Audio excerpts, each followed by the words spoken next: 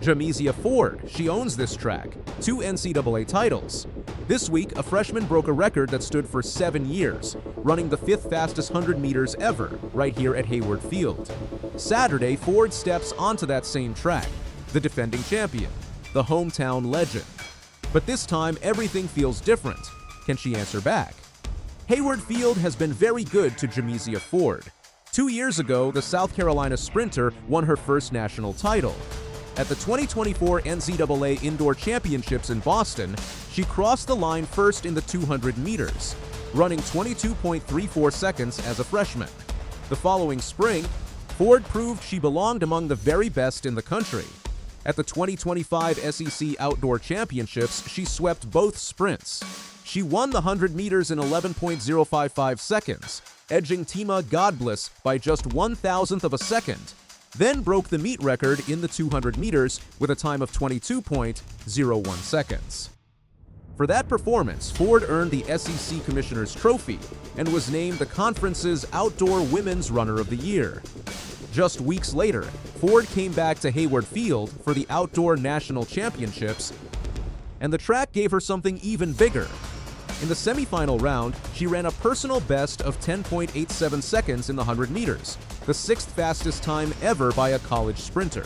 Later that same day, she ran 21.98 seconds in the 200 meters, becoming only the 5th college runner ever to break 22 seconds in that event. 2 days after that, in the finals, Ford finished the job. She won the 200 meters in 22.21 seconds, becoming the first Gamecock woman to take that title since 2006.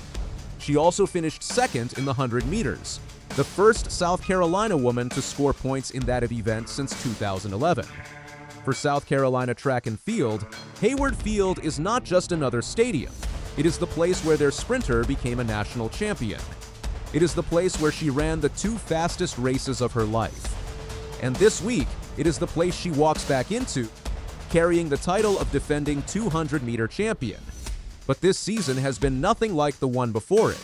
Every champion eventually meets a challenger. For Ford, that challenger arrived this year wearing a Georgia uniform. Her name is Adaejah Hodge.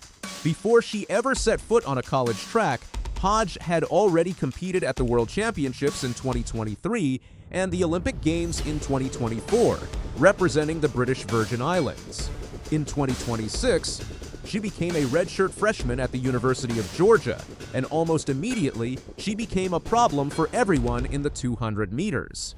In February, at the 2026 SEC Indoor Championship, Hodge ran a personal best of 22.32 seconds to win the 200 meters. Ford finished behind her. The next month, at the 2026 NCAA Indoor Championships, Hodge did it again.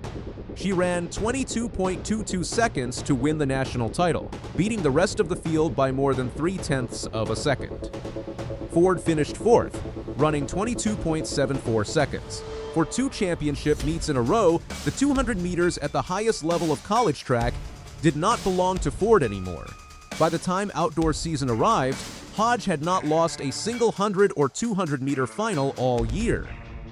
She was the only woman in the country to run under 22 seconds in the 200 meters and under 11 seconds in the 100 meters in 2026. And Hodge was not just fast in the 200 meters. By April, she had also run 10.77 seconds in the 100 meters, the 2nd fastest time by any college sprinter in history, trailing only Sha'Carri Richardson's mark from 2019. 2 sprinters, 2 events, and only 1 place left where they could settle it. Hayward Field. While Hodge was breaking records, Ford was fighting through a much rockier season of her own.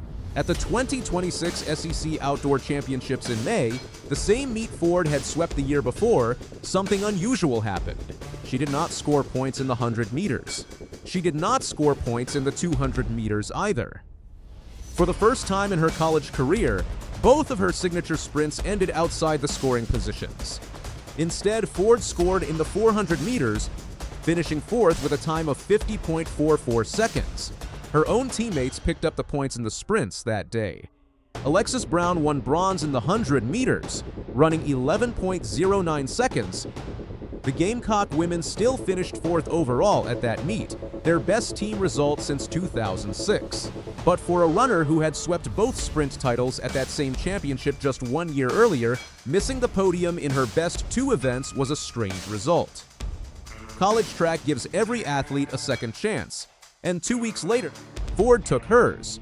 At the NCAA East Regional in Lexington, Kentucky, she punched her ticket back to Hayward Field in both events. She ran 11.18 seconds in the 100 meters, finishing 9th overall, then ran 22.55 seconds in the 200 meters, finishing 3rd overall. Both times were fast enough to qualify for the national championship. She also helped 2 South Carolina relay teams qualify for Eugene, anchoring both the 4x100-meter relay and the 4x400-meter relay to automatic spots. Heading into the national championship, Ford still ranked 2nd in the country in the 200 meters, with a season best of 22.07 seconds set back in April. Only one sprinter in the country was faster, Adaejah Hodge. The matchup everyone had circled all season was finally about to happen. On Thursday, June 11th, the women's competition began at Hayward Field, and it began with an earthquake. In the first heat of the 100-meter semifinals, Adaejah Hodge crossed the line in 10.63 seconds. The number did more than win the heat. It broke Sha'Carri Richardson's collegiate record of 10.75 seconds, a mark that had stood since 2019. It also made Hodge the 5th fastest woman in the history of the sport, at any level from any country. She ran that time after already running a leg on Georgia's 4x100-meter relay earlier in the day. When the 200-meter semifinals came around, Hodge did it again.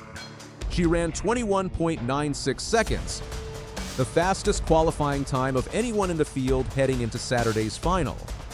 Hodge was not the only athlete rewriting the record books at Hayward Field that day.